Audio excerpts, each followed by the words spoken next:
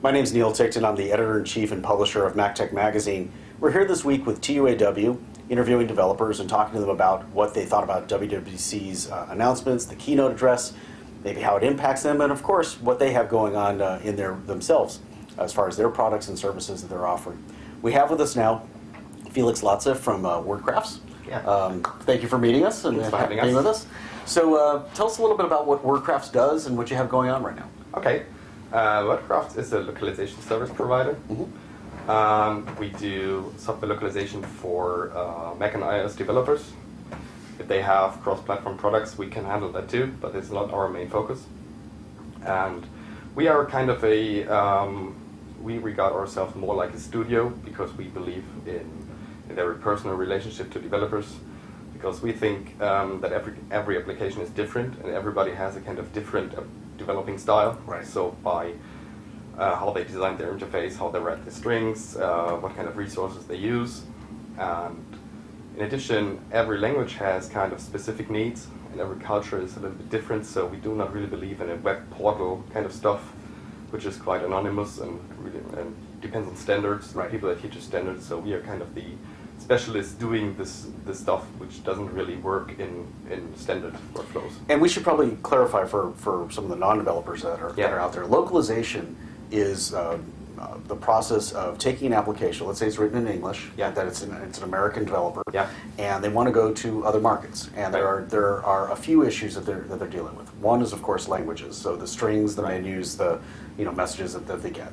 The second one is possibly different things like units, dollars versus yens, or Deutschmarks or euros or whatever, right? Yeah. And then the third part of it is some sort of, call it cultural kinds of things or restrictions within an environment that they have different kind of needs. And so localization is the process of taking care of all of those problems and bringing them into a market. Actually, yes. Localization is kind of the translation of the content and the adaptation to another culture you want to sell to. Right. Yeah. And localization is basically the translation of the content and doing all the culture and the platform, for example, Mac or iOS stuff on top of it. On top of it, right. So by just having an abstract text in another language, that would be translation, the software would be localization. Right. Yeah. Got it. So anything new from Wordcrafts here recently, or it's kind of it's more of a service, so it's not the kind of thing that happens new, except that as each new version of the OS comes out, you have more things that you need to look at and understand. Yeah, right. We constantly need to adapt what Apple does with standards and processes and maybe workflows. Yes. Right. So we've been around for about 3 years now. Yeah. We've been starting Wordcrafts from kind of a coincidence because we've been working for translation agencies. My colleague and I, we are professional translators, more like classic translators for just like tech industry and stuff. Sure. We used to localize software, but got frustrated by the way the typical agency would do it. Right. So we said, okay, we do our own agency and do it right.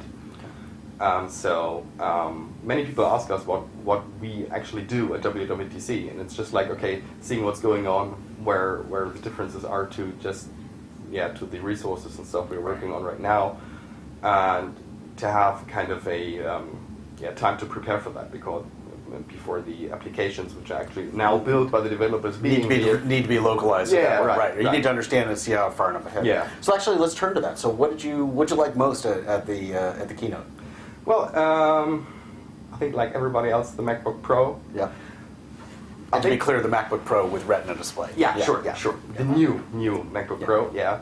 I think it's a great step for Apple to do, just to get rid of the optical drive, get rid of the hardware, the hard drive. What I do not really like about the product is that it has only a headphone jack out, because we also offered audio and video services. Say developer has a screencast or whatever, you can dub that or. Although you can pretty easily do a USB to type of conversion. Yeah, but using USB or FireWire interfaces for audio is kind of, sometimes it can be a pain in the ass. Yeah.